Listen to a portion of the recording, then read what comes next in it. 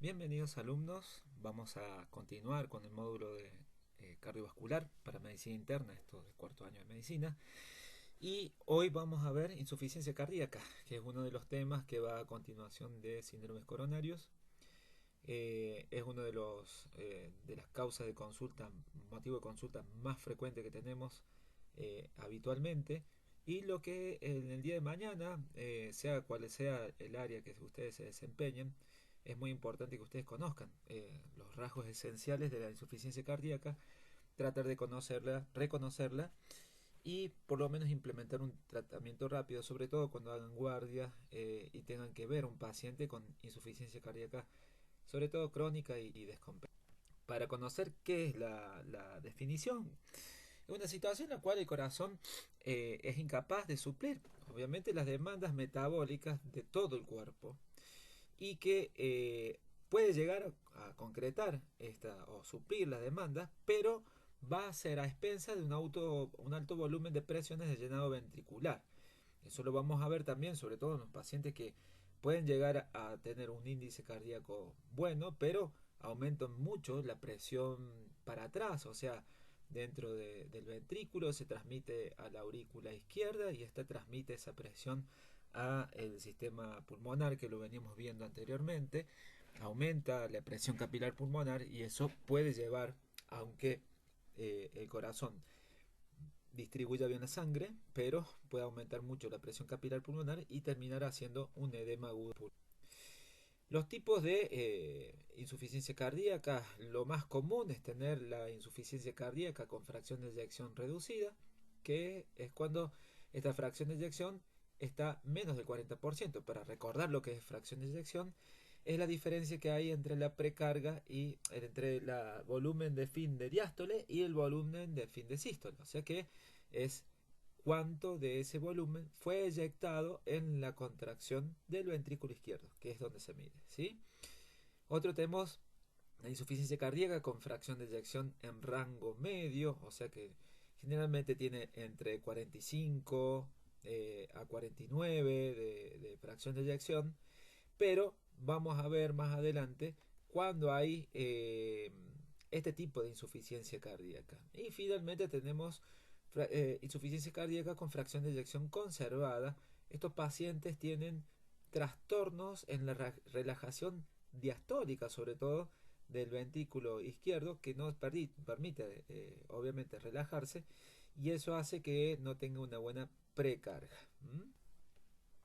Entonces tenemos los tres tipos, pasándole limpio, porque muchas veces los cuadros y los libros está genial, pero para ponerlo más clarito, insuficiencia cardíaca por disfunción ventricular izquierda, insuficiencia cardíaca con función ventricular conservada y la insuficiencia cardíaca con función ventricular reducida en rango intermedio, ¿sí? O sea que está entre 40 y 49 de fracción de eyección, como decíamos recién, entre 45 y 49 es lo más frecuente. Bueno, y para empezar a ver un poquito más entre las causas de insuficiencia cardíaca, cuando tenemos insuficiencia cardíaca con función ventricular conservada, o sea, tenemos buena fracción de eyección, hay una alteración en la distensibilidad y la relajación ventricular que disminuye el llenado del ventrículo. Por ejemplo, cuando tenemos pacientes con hipertensión arterial maligna, ¿se acuerdan que hipertensión arterial maligna es de más de 180 milímetros de mercurio? Cuando tenemos una miocardiopatía hipertrófica, o sea que el corazón está tan hipertrófico y sobre todo cuando hay hipertrofia concéntrica, por lo cual la luz del ventrículo, o sea, la capacidad de recibir sangre del ventrículo está reducida, o por miocardiopatía restrictiva, como por ejemplo puede ser una pericarditis constrictiva. Estas patologías no dejan que el ventrículo se cargue con buena cantidad de sangre y al final de la diástole ventricular el ventrículo no tiene la cantidad suficiente de sangre para eyectarla posteriormente en la sístole. Bueno, y la insuficiencia cardíaca con función ventricular reducida en rango intermedio dice que la fracción de eyección se halla medianamente reducida. Esto es entre 40 y 49, lo que veníamos hablando anteriormente. E incluye pacientes con disfunción ventricular ligera, como también aquellos pacientes que tuvieron alguna disfunción ventricular más grave, por ejemplo, pacientes que tenían una arteriosclerosis y que después de la arteriosclerosis, después de una angioplastía o una revascularización, recupera el flujo y ese miocardio que estaba atontado recupera su fuerza y tenemos nuevamente una buena fracción de eyección, ¿sí? Y en esto también puede haber agentes causales que hagan que reduzca la fracción de eyección, pero que finalmente si se eliminan lo puede recuperar. Causas extracardíacas de insuficiencia cardíaca. Esto vendría a ser insuficiencia cardíaca secundaria. Puede ser por una afección pericárdica, lo cual va a dar una pericarditis. Puede ser por una pericarditis, pero por ejemplo sería la insuficiencia cardíaca con trastorno diastólico de relajación. La anemia, por ejemplo, porque por más que el corazón eyecte, va a ser incapaz de suplir las demandas del organismo, que es la definición de insuficiencia cardíaca. No sería por un problema netamente del corazón, por ejemplo la afección tiroidea también, y las hipovitaminosis, que bueno, son causas un poco frecuentes, también se describen, ¿sí? ¿Cuáles pueden ser los factores desencadenantes? O sea, a lo mejor el paciente no tiene insuficiencia cardíaca o la tiene latente o está en el límite, pero hay ciertos factores que hacen que esta insuficiencia cardíaca aparezca o reflote. Tenemos las arritmias, por ejemplo, una arritmia muy frecuente es la fibrilación auricular, y si la fibrilación auricular se pone de alta respuesta, que esto es más allá de los 100 latidos por minuto, y obviamente que a más cantidad de latidos va a tener menos periodo diastólico, y obviamente también menos periodo sistólico, pero el corazón no va a poder desempeñarse eficientemente cuando aumenta mucho la frecuencia cardíaca. O ni hablar con las bradiarritmias, ¿sí? Bloqueos AB de tercer grado que vimos hace poquito. Por eso es muy importante eh, saber que el corazón necesita que su sistema eléctrico esté funcionando bien. En los bloqueos AB de tercer grado con una frecuencia cardíaca de 30 latidos por minuto, obviamente que vamos a caer en lo que es el gasto cardíaco, recordando que el gasto cardíaco es frecuencia cardíaca por volumen sistólico. En ese caso el volumen sistólico estaría conservado, pero no tenemos la cantidad de latidos correctos por minuto para llegar a un buen gasto cardíaco y un índice cardíaco, ¿no? Las infecciones severas, el shock séptico puede generar que el corazón tenga insuficiencia cardíaca. La hipertensión arterial, sobre todo hipertensión arterial, estamos hablando maligna, ¿sí? Más de igual o mayor a 180 milímetros de mercurio de presión arterial sistólica o igual o mayor a 110 milímetros de mercurio en presión arterial diastólica. Un tromboembolismo pulmonar, esto es un TEP masivo, donde puede llegar a ocluir un gran vaso pulmonar y obviamente generar una insuficiencia cardíaca con colapso del ventrículo derecho, por un lado, y obviamente que restándole flujo de llenado a la aurícula izquierda y al ventrículo izquierdo, ya lo vamos a ver un poquito más adelante, en tromboembolismo pulmonar. La anemia que veíamos anteriormente, fármacos, por ejemplo los antiinflamatorios no esteroideos, puede llevar a un fallo renal, a hacer que el paciente retenga mucho líquido y aumentar mucho la presión arterial, indirectamente genera insuficiencia cardíaca. Los antagonistas cálcicos con sobredosis, obviamente, que hacen una depresión miocárdica. El infarto de miocardio, creo que es una de las, junto con la arritmia, una de las causas más frecuentes de insuficiencia cardíaca aguda, donde obviamente hay un territorio muscular que no recibe la sangre necesaria como para funcionar bien.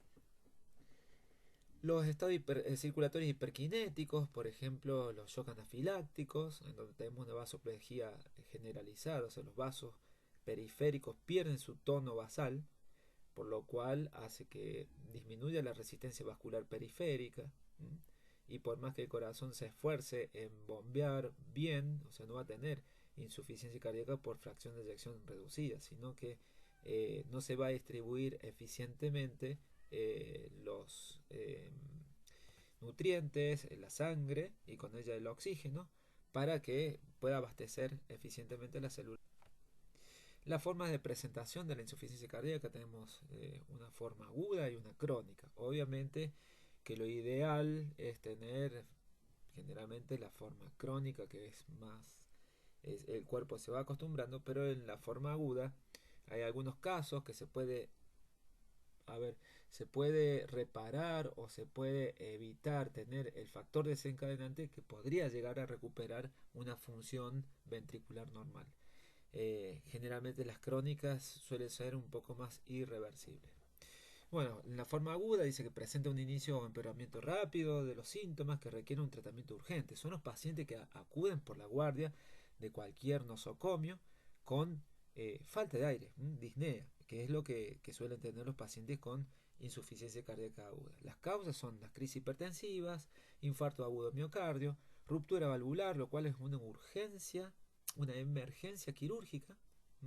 Cuando tenemos ruptura de la válvula mitral o de la aórtica, estamos hablando todo de ventrículo izquierdo, o sea, de parte izquierda del corazón, la válvula mitral, que es la aurículo ventricular izquierda o la aórtica, y en algunos casos de miocarditis.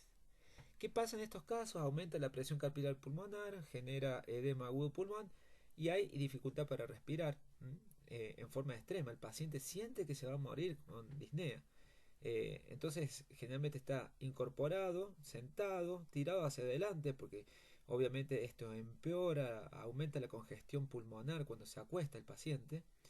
Entonces generalmente está sentado, se transpira todo, está pálido, frío, está con desasosiego.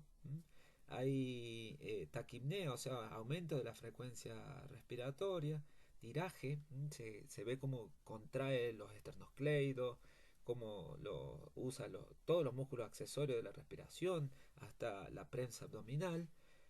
Suelen tener tos y en esa tos, en los casos más avanzados, puede tener una expectoración rosada. Y esto es el paciente con edema agudo pulmón, lo cual hay que, obviamente, tratar de buscar la causa y solucionarla. Y por otro lado tenemos la insuficiencia cardíaca crónica, que tenemos signos congestivos con fallo derecho, ¿sí? Secundario al izquierdo en algunos casos.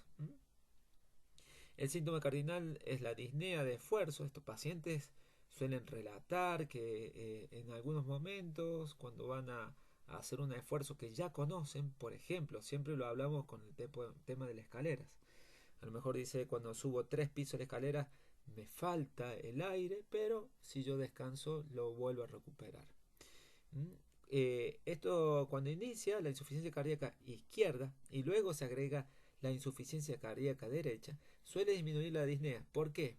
Porque ya el corazón derecho no tiene la capacidad de mandarle, como está insuficiente, no tiene la capacidad de mandarle un buen caudal de volumen al sistema pulmonar para hacer aumentar la presión capilar pulmonar. Por eso el paciente puede empezar con insuficiencia cardíaca izquierda y después piensan que se han curado o que se sienten mejor porque llega un momento en que el corazón derecho es incapaz, pero aparecen, o sea, no tiene congestión pulmonar, pero aparecen síntomas de insuficiencia cardíaca derecha. Obviamente, va a repercutir en el hígado, se van a ver las yugulares ingurgitadas, y bueno, y todas las clínicas que vamos a ver un poquito más adelante de lo que es la insuficiencia cardíaca derecha.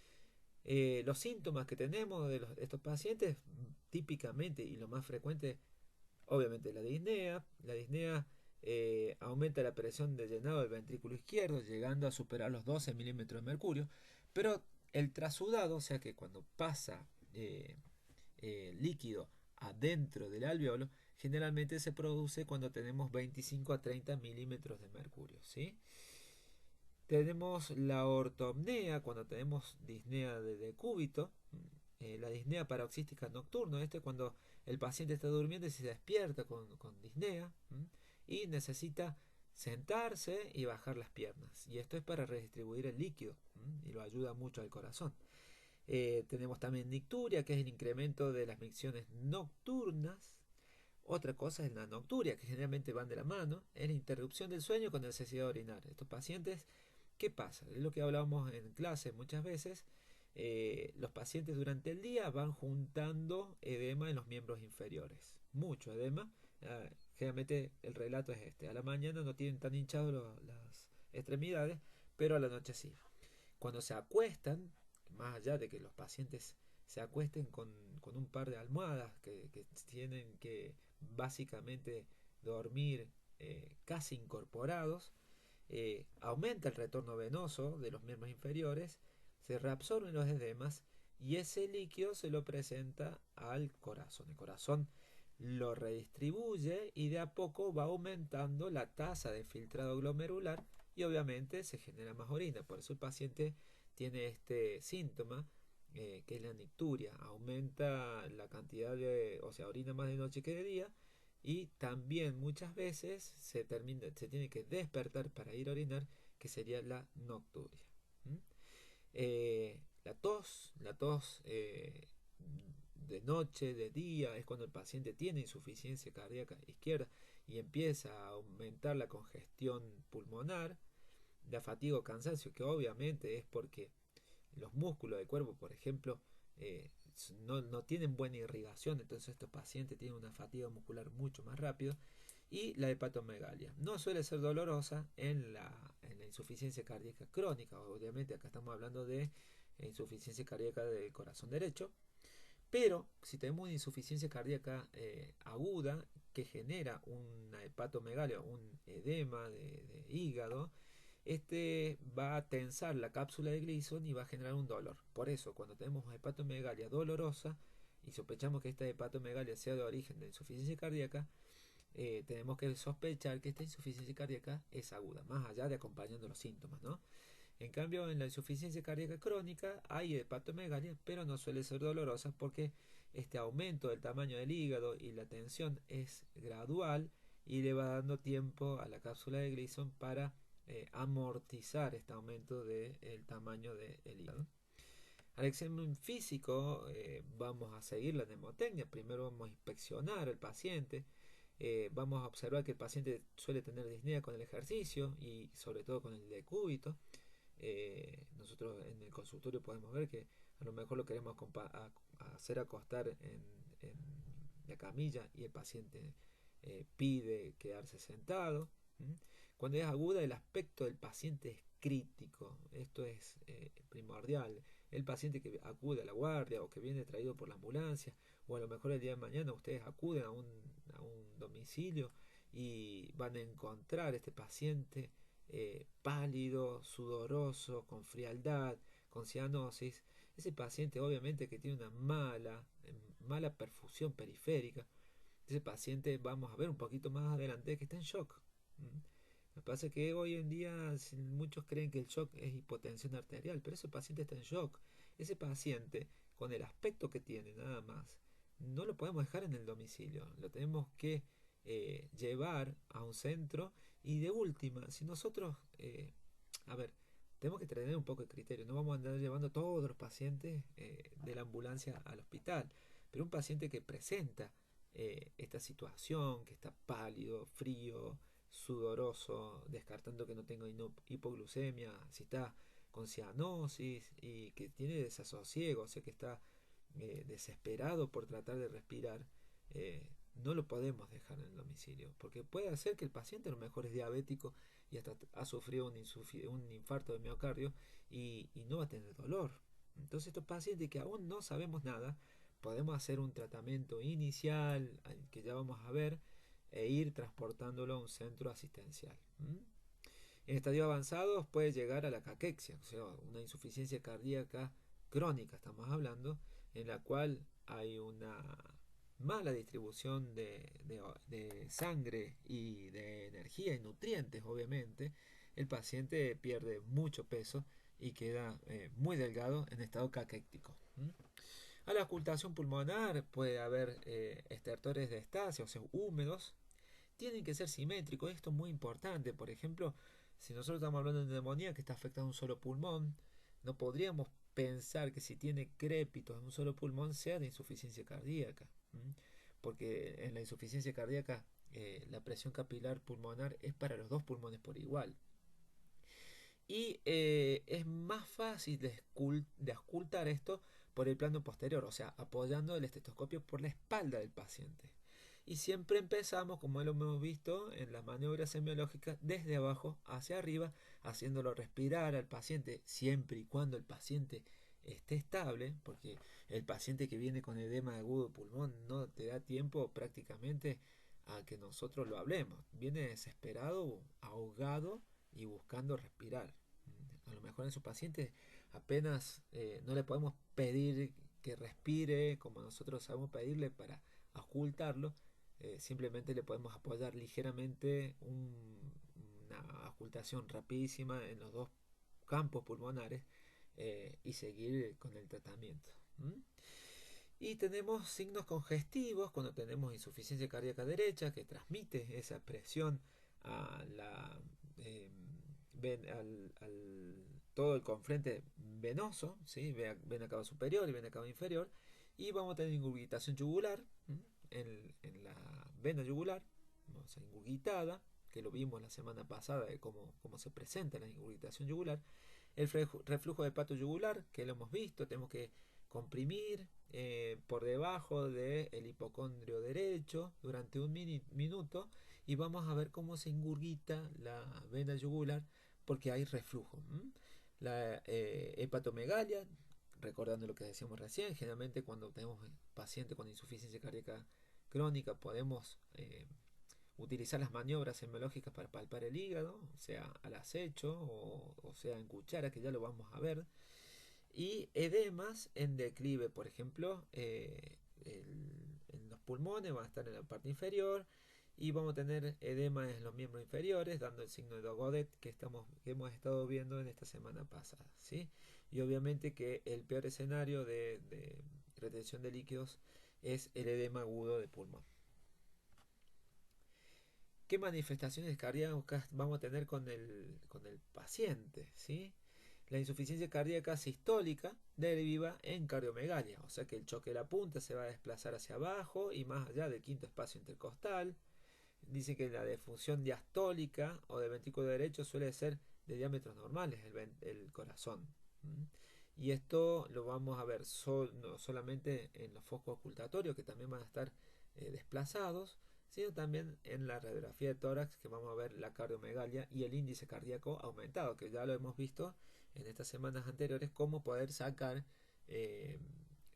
prácticamente o de una forma práctica el índice cardíaco. ¿Sí? Generalmente la ocultación suele escucharse un tercer ruido, que también lo estamos hablando, sobre todo en la paciente que está agudo, con la insuficiencia cardíaca aguda y descompensado. Bueno, acá empezamos con el tema de las clasificaciones de la insuficiencia cardíaca. Esta es una clasificación funcional que ustedes lo van a encontrar en el libro de referencia que es el Farreras. De hecho, esto es un cuadro tomado de Farreras. Y la New York Heart Association, que es el ente que regula también lo que es el protocolo de RCP que nosotros estudiamos, del American Heart, ¿sí? Es básicamente lo mismo. Nosotros tenemos 4 clases funcionales. Dentro de la clase 1 dice que no hay limitaciones. El paciente tiene insuficiencia cardíaca, pero el paciente, por ejemplo, hace una actividad física habitual y no le genera disnea ni palpitaciones. En la clase funcional 2 tenemos la limitación ligera de la actividad física. El enfermo dice que no presenta síntomas en reposo. Y la actividad física habitual produce fatiga, disnea, palpitaciones o dolor de pecho, cosa que anteriormente en su vida no se lo producía. La clase funcional 3 dice que hay una limitación notable de la actividad física. Estos pacientes ya han notado que uno dice actividad física, pero estamos hablando de los quehaceres diarios. Por ejemplo, subir las escaleras. En clase 1 no le generaría disnea, en la clase 2 una leve disnea, en la clase 3 básicamente el paciente no puede subir ni un piso en la escalera porque le va a generar disnea y ya se da cuenta que no lo puede hacer. Y la clase funcional 4, que es la más peligrosa de todas, es cuando tiene incapacidad de llevar a cabo actividades cualquiera que sea, porque sabe que le va a dar disnea y pueden estar la sintomatología se presenta en reposo. ¿Mm? Y obviamente que esto va a tener que ver de acuerdo a la causa que está generando la insuficiencia cardíaca y la evolución y su tratamiento.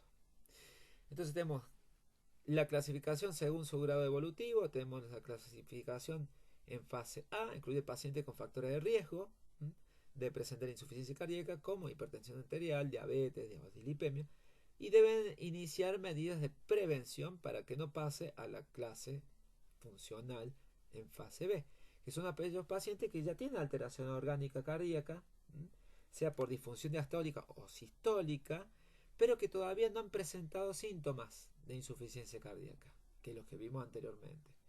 Con estos pacientes hay que iniciar con un tratamiento para retrasar la aparición de los síntomas. Estos pacientes ya tienen una patología, ya hay alteraciones estructurales en el corazón. Los otros son los que tienen factores de riesgo, ¿sí? En la fase C tenemos pacientes con una afección cardíaca que presentan síntomas de insuficiencia cardíaca o lo han presentado en algún momento y deben recibir tratamiento para mejorar los síntomas y obviamente mejorar el pronóstico de la insuficiencia cardíaca. Y finalmente tenemos pacientes con la fase D, que son aquellos que tienen insuficiencia cardíaca avanzada con síntomas que ya no responden al tratamiento y genera una limitación en la vida diaria de los pacientes. Por ejemplo, ya no pueden afeitarse sin agitarse, les cuesta mucho trasladarse dentro de su domicilio sin agitarse. Y estos pacientes son candidatos a un trasplante cardíaco, asistencia ventricular o paliativo. ¿Qué vamos a encontrar en la exploración de este paciente? Bueno, podemos pedir un laboratorio general para ver otras causas. Por ejemplo, hablábamos de insuficiencia renal, que puede ser una causa de la insuficiencia cardíaca. También puede ser una consecuencia, porque si el corazón decimos que no manda buena cantidad de sangre a todo el cuerpo, puede ser que también le esté mandando limosna a los riñones y los riñones responden en el tiempo con insuficiencia cardíaca. Por ejemplo, hay que descartar anemias y bueno, ver que no haya otra alteración en el laboratorio. En el caso de una insuficiencia cardíaca aguda, y bueno, pediremos enzimas cardíacas para ver que no estén aumentadas, como vimos en la clase pasada, de síndromes coronarios, las troponinas, si tenemos disponibilidad, T o I. Si no hay troponinas, y bueno, trataremos de agudizar un poco la exploración física y el electrocardiograma para valorar la CPKMB. Así que bueno, vamos a ir viendo el tema del laboratorio. En el electrocardiograma, ver que no esté con arritmias, ver que no tenga un infarto. Un ecocardiograma es muy importante en estos pacientes. En la práctica diaria, en la guardia, sí lo pueden hacer bárbaro, pero uno tiene que regirse con la clínica, no tiene que perder tiempo con estudios que son muy buenos, pero a los fines prácticos parar un tratamiento o dejar de asistir a un paciente para hacer una ecografía y que ponga en riesgo la vida del paciente no sería lo ideal. Sí es fundamental cuando el paciente se encuentre estabilizado o para dilucidar alguna duda, por ejemplo, paciente que sospechamos que esté teniendo un infarto y nos queden dudas electrocardiográficas, por ejemplo, cuando tenemos trastornos de conducción previos que no se puede ver el supradesnivel ST, pacientes con anamnesis que son difíciles, y bueno, muchas veces el ecocardiograma nos puede resultar como un clarificante o que ayuda al diagnóstico, por ejemplo, para decirnos si tiene una zona de hipocinesia, que quiere decir que el músculo se mueve poco y eso apoyaría a la causa isquémica. La placa de tórax, yo siempre les digo, en mi época saben que yo soy un poco más grande, nosotros nos teníamos que valer con otras cosas que no teníamos tanta disponibilidad, ni siquiera de las troponinas, y muchas veces la placa de tórax la tratábamos de exprimir y sacar todo el jugo que teníamos ahí. Así que toda la semiología cardiovascular, desde radiología, tratar de ver la silueta, tratar de ver el índice cardíaco o alguna otra cosa que nos esté ayudando, un motores hipertensivo que esté generando por ejemplo, que esté generando eh, un shock por taponamiento cardíaco. Entonces esto todo lo tenemos que ir viendo. Tenemos que resolver una causa extracardíaca.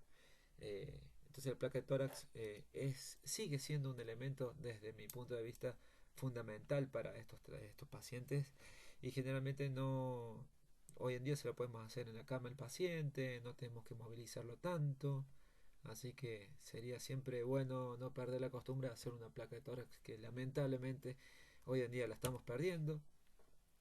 La resonancia nuclear magnética, esto si bien es muy específico para algunas patologías, se usa mucho en lo que se le dice cardioresonancia, pero en la etapa aguda poner al paciente 25 a 45 minutos, depende del resonador que tengamos y que esté con riesgo de vida para hacer una resonancia eh, no tiene sentido, así que lo dejamos para las etapas de investigación de la agente causal o de la evolución del paciente para pacientes que estén estables. La ventriculografía, que se ha utilizado mucho, sobre todo cuando se hace el cateterismo, se puede hacer una ventriculografía, pero como le decía, son estudios un poco más específicos para alguna cierta situación. Por ejemplo, si el paciente lo estamos estudiando con cateterismo y vemos que no tenga falla renal, para no meterle tanto contraste, se podría llegar a hacer, pero hoy en día podemos dilucidar todo esto con el ecocardiograma que nos brinda muchísima información.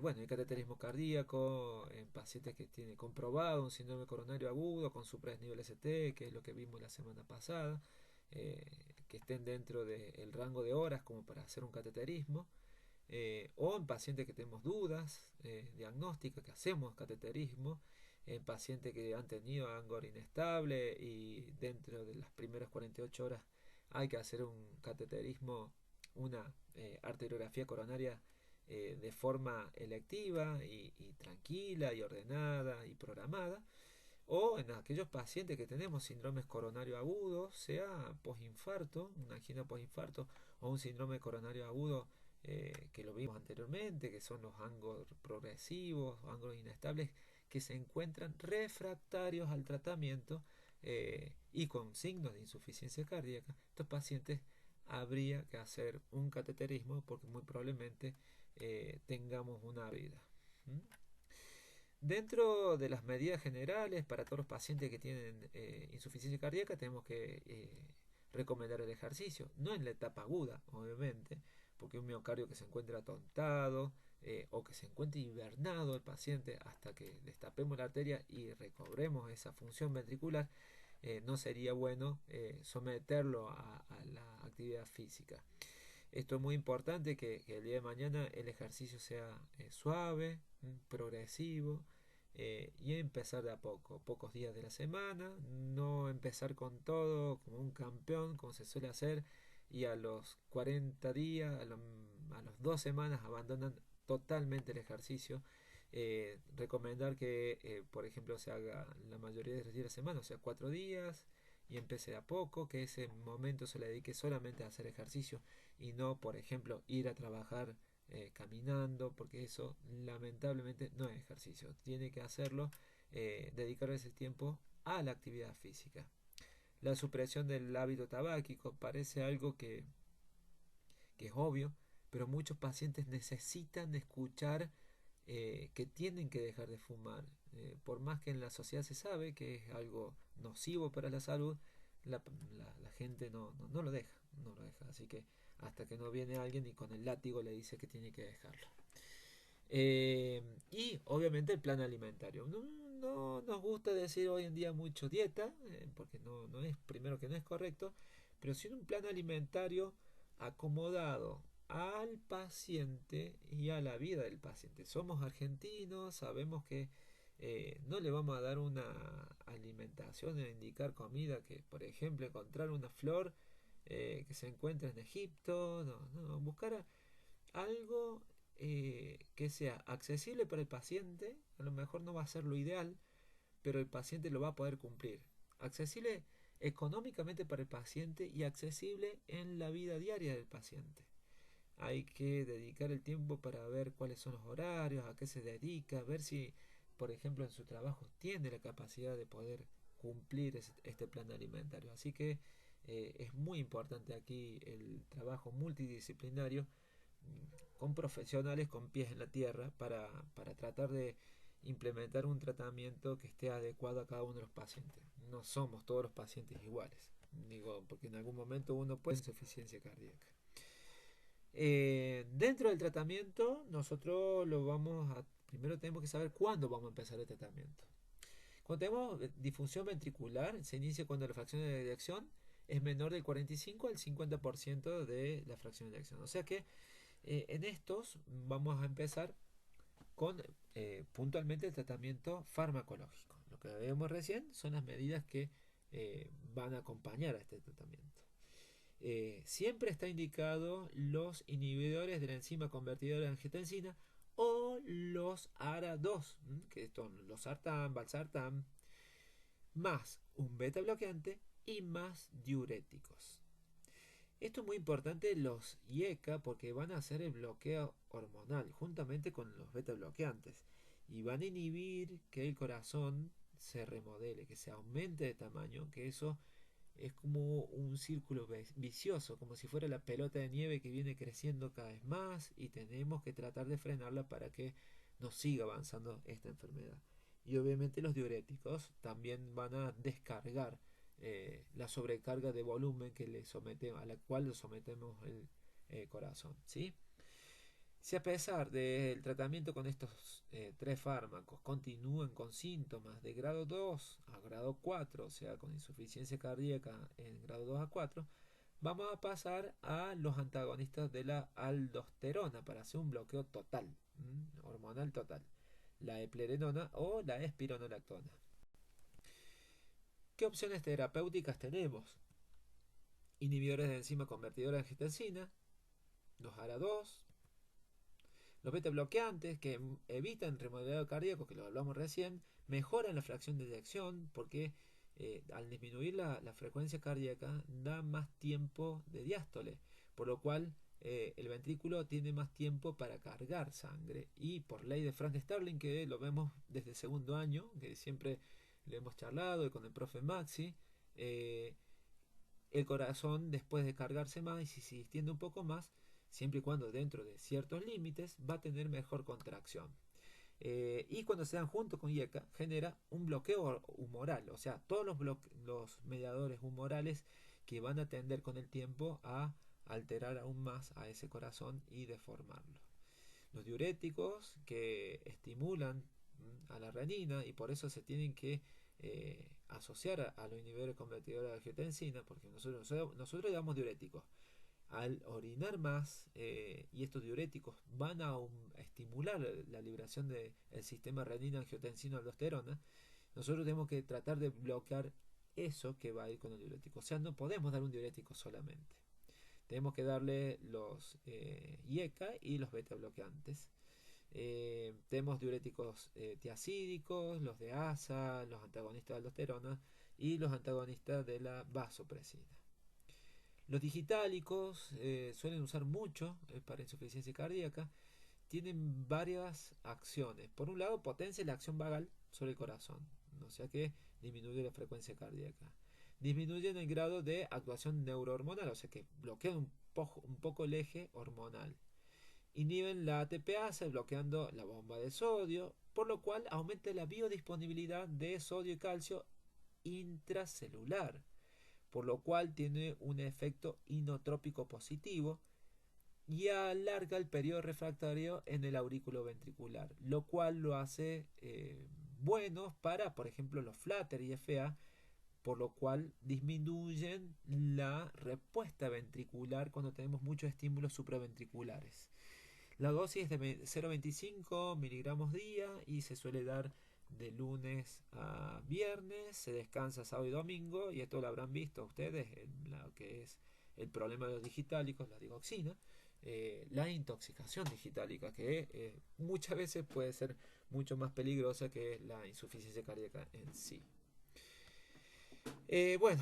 Otros fármacos un poco más nuevos que no están muy implementados en la práctica diaria, como son los inhibidores de la corriente del nodo sinusal para el sodio, que es la ivabradina. También tenemos vasodilatadores orales para pacientes que suelen tener insuficiencia cardíaca y también cardiopatía isquémica, o sea, Angor estable, pacientes que a lo mejor ya no tienen indicación quirúrgica ni hacer cardiología intervencionista, y le damos, por ejemplo, dinitrato de disosorbide o el mononitrato de disosorbide. Eh, Esto generalmente el dinitrato se usa para las crisis y el mononitrato se usa para el tratamiento habitual. Estos fármacos son vasodilatadores junto con la hidralazina, pero estamos hablando sobre todo de los nitratos, y consumen los grupos sulfidrilos, que el otro día lo estuvimos charlando.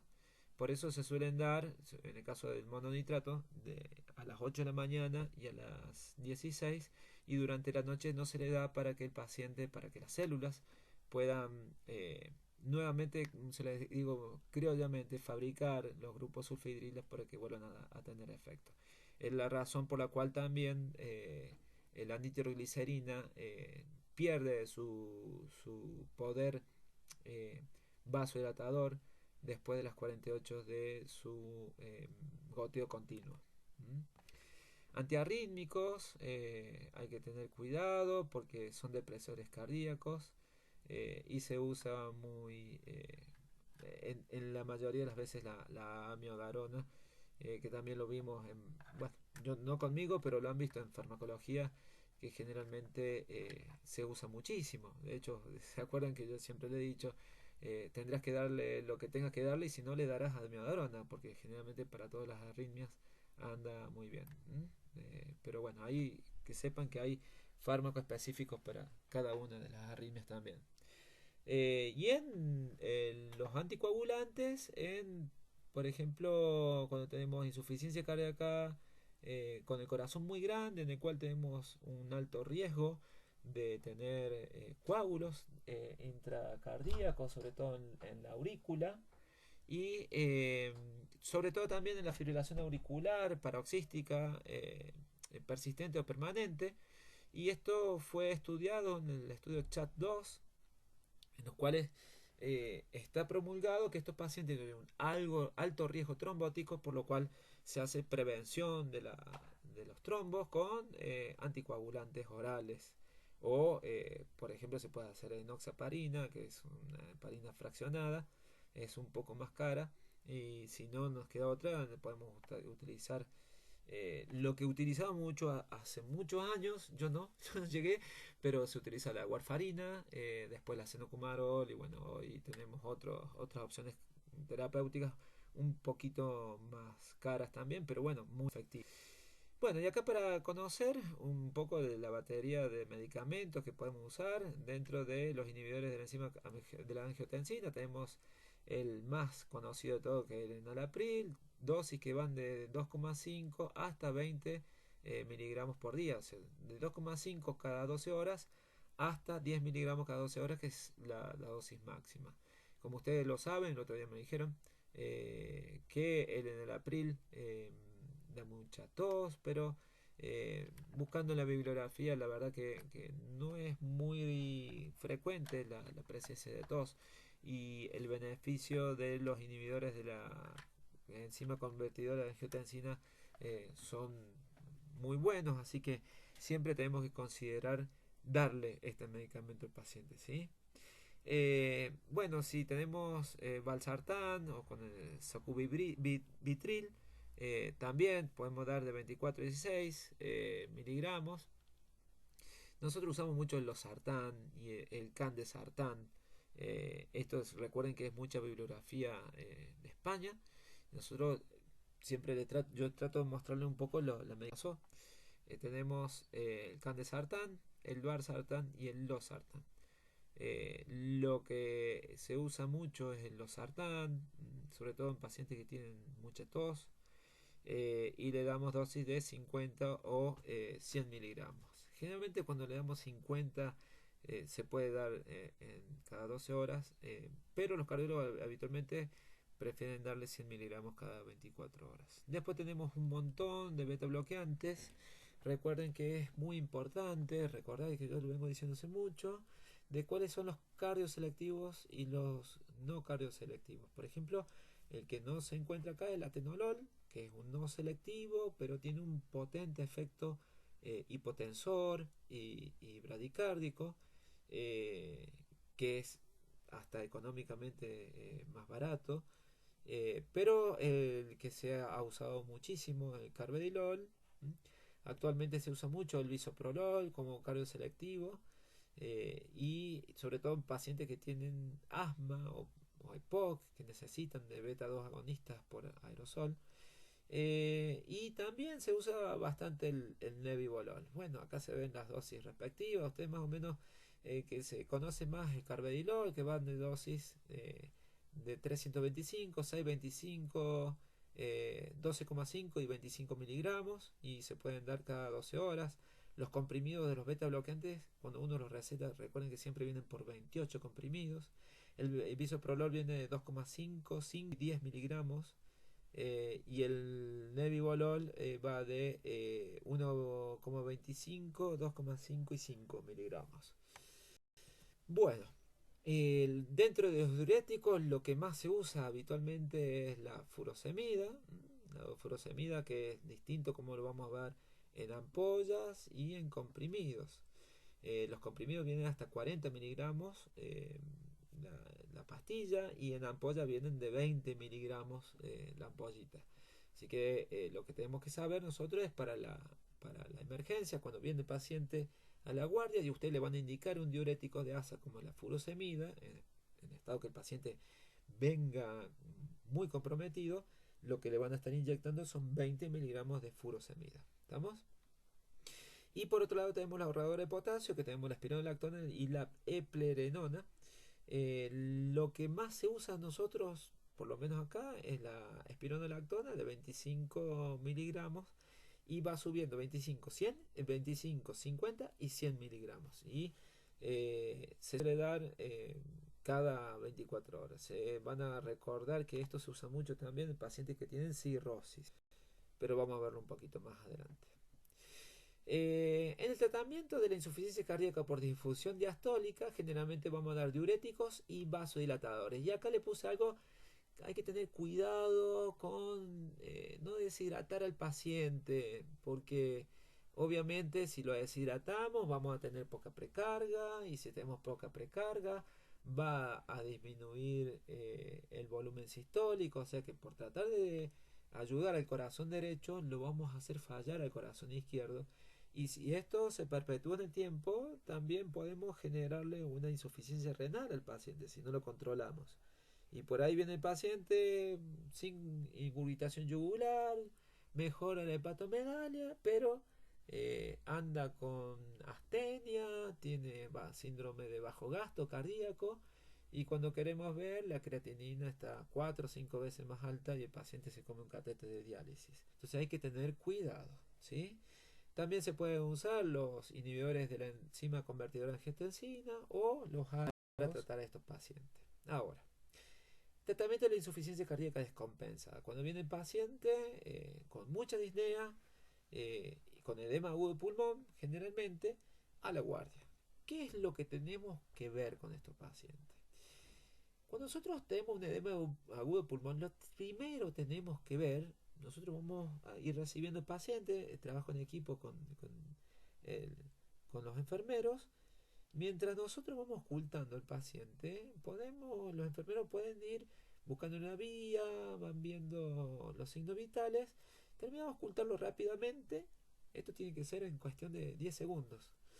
¿Y qué es lo que vamos a preguntar? Que me gustaría que me responda en este momento, signos vitales. Y acá vamos a tener dos tipos de edema agudo pulmón. El edema agudo pulmón hipertensivo o el edema agudo pulmón porque el paciente tiene shock cardiogénico. Entonces el tratamiento va a ser absolutamente y totalmente distinto. Obviamente que a estos pacientes ya le estamos haciendo una vía, le vamos colocando el oxígeno suplementario y vamos a evaluar a seguir, ¿sí? Entonces vamos a ver insuficiencia cardíaca aguda, vamos a poner el oxígeno, vamos a ver si tenemos que ponerle ventilación no invasiva o intubarlo al paciente porque ya no da más. Y después vamos a buscar signos de congestión. Si tiene signos de congestión, o sea, rales crepitantes, ingurgitación yugular y demás, nosotros vamos a ver qué tal está la perfusión periférica, si es adecuada o no. Si la perfusión periférica es adecuada y vamos a ver si predomina la hipertensión, vamos a darle vasodilatadores y diuréticos. Le clavamos una furosemida y por vena le vamos a dar un vasodilatador como es la nitroglicerina, generalmente, y sobre todo si el paciente tiene antecedentes de cardiopatía isquémica.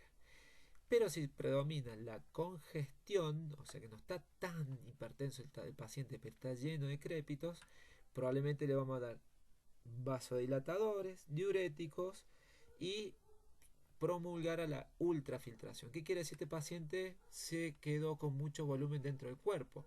Todavía no ha subido mucho la presión arterial. ¿Sí? Ahora, si el paciente no tiene buena perfusión periférica, vamos a ver la presión arterial acá. Si la presión arterial está menos, la sistólica está menos de 90 milímetros de mercurio, inotrópico. Por eso le digo, es muy importante ver la presión arterial. Vamos a dar inotrópicos, vamos a dar diuréticos, si mejora la presión arterial con el inotrópico, y vamos a ver si necesita asistencia ventricular o ver la causa que está generando esto. Si la presión arterial está igual o mayor de 90 milímetros de mercurio, vamos a darle vasodilatadores, diuréticos, y en los casos refractarios, por más que esté en 90, podemos llegar a darle algún inotrópico, por ejemplo, dobutamina, que va a darle un poquito de inotropismo, pero va también a ayudar a la distribución y sacarlo del shock al paciente. Esto ya lo vamos a ver, sé que es difícil, en primera instancia uno se dedica a esto y por eso es que por ahí van a ver que uno lo maneja y parece que la idea no es aturdirlos, pero es importante para el día de mañana en la guardia, porque ustedes tienen que cambiar nuestra realidad de la medicina actual, ir un poquito más allá y empezar a manejar un poco más estas drogas en la emergencia, ¿sí? Eh, si el paciente no tiene signo de congestión, vamos a ver la perfusión. Si es adecuada, vamos a ajustar los diuréticos. Y si no es adecuado, vamos a ver que tengamos que reponer volumen, ¿sí? Y los inotrópicos si corresponde. Por ejemplo, en estos pacientes tenemos un poco, no tenemos edema agudo pulmón, pero a lo mejor tenemos ingurgitación yugular y tenemos hepatomegalia. El shock cardiogénico es el estado más crítico que puede tener el corazón, ¿sí? Es una situación, todo shock, esta es la definición de shock, es una situación clínica y hemodinámica correspondiente a un estado de disminución general y grave de la perfusión tisular, la falta de aporte de oxígeno y sustratos metabólicos y el acúmulo de metabolitos tóxicos producen daño celular que puede ser irreversible, ¿sí? ¿Qué quiere decir esto? O como lo vemos en los libros de terapia intensiva, es un estado de hipoperfusión tisular generalizada. O sea que el shock, cuando empezaron las definiciones de shock, se le decía shock ístico, o sea que se habla a nivel celular de cada célula del cuerpo. No es presión arterial baja. Podemos tener una presión arterial normal y el paciente estar en shock. Por eso le decía hace rato que el paciente cuando está crítico, pálido, transpirado, es un paciente que está en shock. ¿Mm? Tiene clínica de shock. Entonces es muy importante. Cuando hay mala perfusión periférica, el paciente no orina hace mucho, porque no le está llegando buena cantidad de sangre a los riñones. Entonces ahí tenemos que agudizar eh, nuestra estrategia, nuestras enseñanzas que hemos tenido en la semiología. Por eso es muy importante la semiología de estos pacientes, ¿sí? A lo mejor no tenemos más nada que un estetoscopio y un tensiómetro, pero tenemos nuestra mente y nuestra habilidad para poder investigar y ver al paciente, porque no siempre vamos a tener el ideal tener un tomógrafo al lado, un laboratorio al lado, van a ser médicos 24/7 y les puede llegar a pasar que no tienen el respaldo de los estudios de diagnóstico eh, que van a necesitar o que por ahí actualmente está en mucho auge. Bueno, acá para conocer los distintos tipos de shock. No se asusten con el cuadro, pero bueno, el shock puede ser porque tenga poco volumen en el cuerpo, puede ser porque el corazón como bomba no esté mandando bien la cantidad de sangre, porque haya un tapón que no, a ver, se tapó el flujo en alguna parte del cuerpo, o porque los vasos periféricos perdieron el tono, es como que se perdieron el tono, se agrandan y la sangre cuando llega al tejido celular, en vez de pasar al espacio intersticial, permanece en la sangre. Estos son los estados hiperkinéticos, ¿sí? Bueno, miren, dentro de las hipovolemias, todas las causas de hipovolemia, pérdida de sangre, las hemorragias, ¿sí? Quemaduras, peritonitis que hacen perder mucho líquido del cuerpo, pérdida de agua y electrolitos, por ejemplo, muchos vómitos, diarreas, todas estas causas que hacen que pierda volumen, ¿sí? Sobre todo, si no es hemorragia, es del plasma. Después tenemos las causas cardíacas, que acá es donde más vamos a hacer auge nosotros. Pérdida de la función contráctil del miocardio, un shock cariogénico, infarto de miocardio, isquemia miocárdica, miocardio aturdido, que es obviamente después de una isquemia prolongada, las miocarditis, y la descompensación de insuficiencia cardíaca grave de cualquier etiología, lesión miocárdica tras una intervención quirúrgica sobre el corazón, o sea, el paciente que estuvo sometido a una cirugía, factores cardíaco-mecánicos, insuficiencia aórtica, cuando se rompió una válvula, se voló una válvula mitral o aórtica, cuando se rompe el tabique interventricular, o mejor, están tratando de colocar un marcapaso y pasó el catéter para el otro lado, es algo que puede llegar a pasar. O las arritmias, ¿sí? Las taquiarritmias con una frecuencia muy elevada o las bradicardias graves, ¿sí? Estas son las causas. Si uno lo empieza a ver y no lo ve con miedo al cuadro, se va acostumbrando, ¿sí? Obstrucción del flujo sanguíneo, estos son los trombos. Trombos que una embolia pulmonar, ¿sí? Taponamiento cardíaco, aneurisma disecante de aorta, cuando la aorta se viene abriendo por dentro. ¿Se acuerdan cuando les decía que se rompe la íntima, se abre y abre la aorta como si fuera un caño de escopeta? Obstrucción de las venas cava, los neumotórax, que lo estábamos hablando anteriormente, los mixomas, que son los tumores. Así que todas estas causas que hagan que se detenga la circulación porque hay una obstrucción. Y finalmente la difusión vasomotora, o sea, pérdida del tono vasomotor, shock neurogénico, la anafilaxia acá. Vieron cuando dice, bueno, es alérgico a, y bueno, justamente acá se pierde el tono, se pierde el tono adrenérgico que tiene los vasos del cuerpo y que hacen que los vasos tengan un estado de semicontracción, como se le dice habitualmente. ¿Qué hacen los vasos? Se relajan.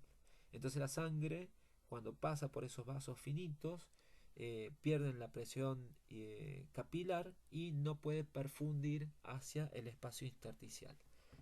Lo que tiene que perfundir, ¿sí? Sea la sangre, el oxígeno, los nutrientes para la célula. ¿Cuáles son los mecanismos que tratan de compensar? Y bueno, dentro del corazón, la dilatación ventricular para tener posteriormente una mejor fracción de eyección.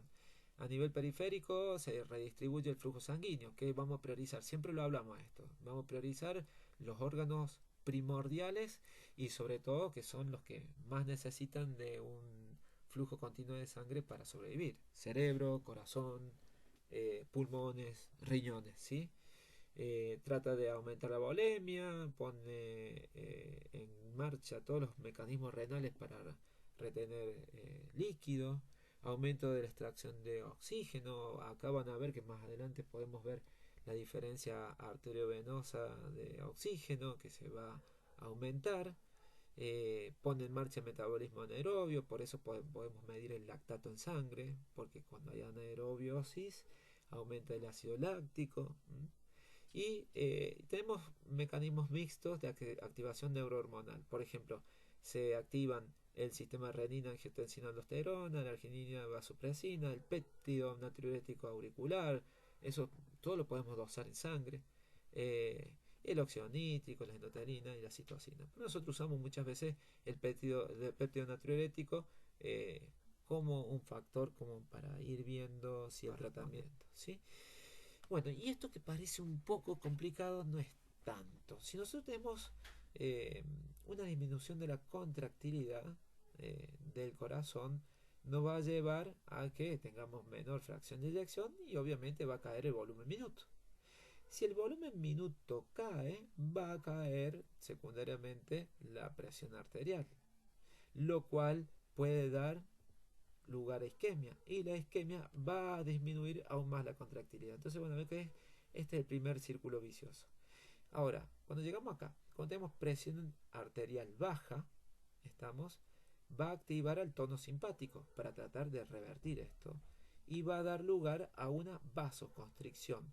Que va a estar, la vasoconstricción lleva a una hipoperfusión, lleva a la acidosis, obviamente vasoconstricción, y va a haber zonas del organismo que van a estar privadas de oxígeno. Va a haber hipoperfusión tisular, acidosis y alteración de la permeabilidad capilar. ¿Estamos?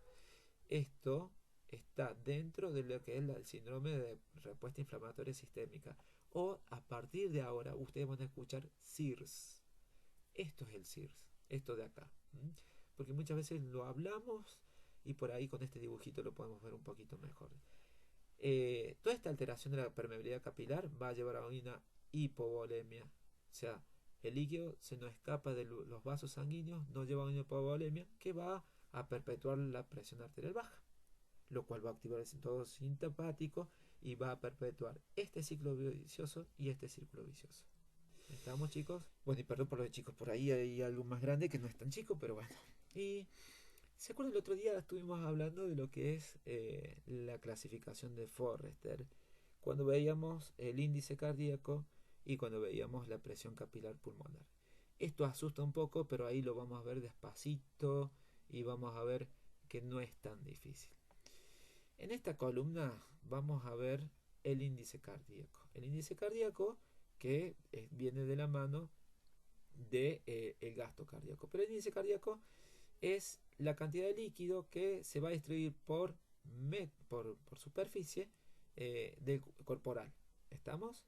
Y se dice que un índice cardíaco normal es de al menos igual o mayor a 2,2 litros por metro cuadrado. ¿Sí? Litros por minuto por metro cuadrado. Es líquido por superficie en una unidad de tiempo. Entonces, un índice cardíaco normal es mayor a 2,2 litros por minuto por metro cuadrado. Y por otro lado vamos a ver la presión capilar normal, pulmonar. La presión capilar pulmonar, ¿se acuerda que hablábamos que hasta 12 lo normal? Y nosotros tomamos como punto de corte, que vengo diciéndoles, machacándole la cabeza hace varios días, con el punto de corte de 18 milímetros de mercurio. Cuando nosotros aumentamos de 12 a 18, a partir de los 18 empieza a aumentar o se empieza a generar la congestión pulmonar, chicos. Entonces, teniendo estos dos parámetros, vamos a trazar una línea dentro de los 2,2 que vendría a ser lo normal, de ahí para arriba es normal, índice cardíaco normal, y por debajo es índice cardíaco anormal. Y la presión capilar pulmonar es de 18 milímetros de mercurio para abajo, vendría a ser una zona de normalidad, que no hay congestión pulmonar, y por encima de los 18 milímetros de mercurio hay congestión pulmonar. Y nosotros vamos a ver esto acá, miren. Si nosotros vamos en la columna del índice cardíaco, vamos a ver donde hay una perfusión normal, o sea que se distribuye buena cantidad de sangre a los tejidos. ¿Estamos? Pero cuando cae de 2,5 tenemos, bueno, está acercando a 2,2, tenemos una hipoperfusión leve, y si obviamente baja menos de 2,2 tenemos una hipoperfusión grave, o sea, no hay buena distribución de sangre a los tejidos. Y en el otro lado vamos a ver la presión capilar pulmonar, que lo normal es tener menos de 18, pero cuando aumentamos la congestión pulmonar. Entonces nosotros vamos a trazar y tenemos 4 cuadrantes. El cuadrante de la normalidad es cuando tenemos un índice cardíaco mayor de 2,2 y una presión capilar pulmonar menor de 18. El paciente está normal, está caliente y seco, como estaría cualquier cristiano que no tenga ninguna enfermedad. ¿Estamos? Si nosotros disminuimos el índice cardíaco por debajo de 2,2, el paciente ya se pone frío. Pero como la presión capilar pulmonar se mantiene dentro de un parámetro de normalidad, hay hipoperfusión tisular periférica, pero los pulmones están sequitos. Estos pacientes generalmente tienen un shock hipovolémico, o sea, hay mala perfusión periférica porque no hay buena cantidad de líquido en el cuerpo. O sea, puede haber un shock, ¿sí? Eh, no es puramente cardiogénico, sino que es por hipovolemia y no hay congestión pulmonar porque no hay cantidad de líquidos necesario para aumentar la presión capilar pulmonar. En estos pacientes está indicada la expansión con volumen, o sea, la administración de fluidos. Ahora, en los pacientes en los cuales tenemos un índice cardíaco mayor de 2,2, ¿sí? Por acá, en este cuadrante, pero tenemos la presión capilar pulmonar mayor de 18, estos pacientes tienen una sobrecarga de volumen. O sea, el corazón está mandando buena cantidad de sangre a los tejidos, hay buena perfusión periférica, pero hay mucho líquido en los pulmones, por lo cual aumenta la presión capilar y está congestivo. Y a estos pacientes hay que sacarle líquido del cuerpo, o sea que le vamos a dar diuréticos y vasodilatadores. Y nosotros tenemos acá edema agudo de pulmón. ¿Sí? Este paciente está caliente y húmedo. Caliente el cuerpo, pero está húmedo los pulmones. En cambio, si nosotros tenemos una presión capilar pulmonar alta, pero encima también tenemos un índice cardíaco bajo, vamos a tener presión arterial normal, vasodilatadores en esta zona. Si tenemos una presión arterial normal, le vamos a dar vasodilatadores. Y si la presión arterial está baja, le vamos a dar inotrópicos. Estos pacientes fríos y húmedos son los pacientes que tienen shock cardiogénico. Si uno lo traslada a la clínica, chicos, estos pacientes tienen de acá buena perfusión periférica, ¿sí? Buena perfusión periférica, y estos tienen mala perfusión periférica. Y viéndolo desde el punto de vista de la ocultación pulmonar, estos pacientes de acá no tienen rales crepitantes, en cambio estos sí tienen rales crepitantes llegando a tener edema, y estos encima tienen la presión, o sea, tienen mala perfusión periférica y rales crepitantes. Este cuadro va a ser tomado en examen para que sepan. Bueno, y acá es lo mismo que vimos recién, pero está en un cuadro para que ustedes por ahí lo van a ir viendo y lo pueden ir razonando. Se los dejo que puedan leer. ¿Cómo es el tratamiento de la insuficiencia cardíaca crónica reagudizada? Cuando se reagudiza vamos a darles inhibidores de la enzima convertidora de angiotensina, los ARA2 y beta bloqueantes. Si el paciente tiene shock cardiogénico, tenemos opciones con los inotrópicos como la dopamina, dobutamina, noradrenalina, la milrinona y levosimendan, que son más para tratamiento un poco más prolongado, son como drogas de depósito. ¿Estamos? Y el tratamiento no farmacológico en estas opciones puede ser colocarle un aparato que es como si fuera el marcapasos, pero se llama resincronizador. Los resincronizadores tienen dos cables, uno va a la aurícula y otro va al ventrículo. Entonces estimulamos la aurícula y el ventrículo al mismo tiempo, o sea, sincrónicamente, ¿no? Por eso es como que resincronizamos la función ventricular, la función cardíaca total. Podemos colocarle desfibrilación implantable en estos pacientes que tienen insuficiencia ventricular avanzada y síntomas a pesar del tratamiento y que hayan tenido algún evento de taquicardia o fibrilación ventricular.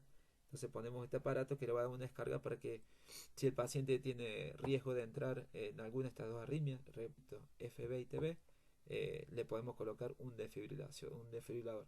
Esto lo va a indicar el cardiólogo, pero para que sepamos a grandes rasgos. Y finalmente podemos Tenemos la asistencia ventricular y la opción del cardíaco. Y bueno, chicos, se ha hecho muy largo esto, sé que es largo, pero es algo muy importante.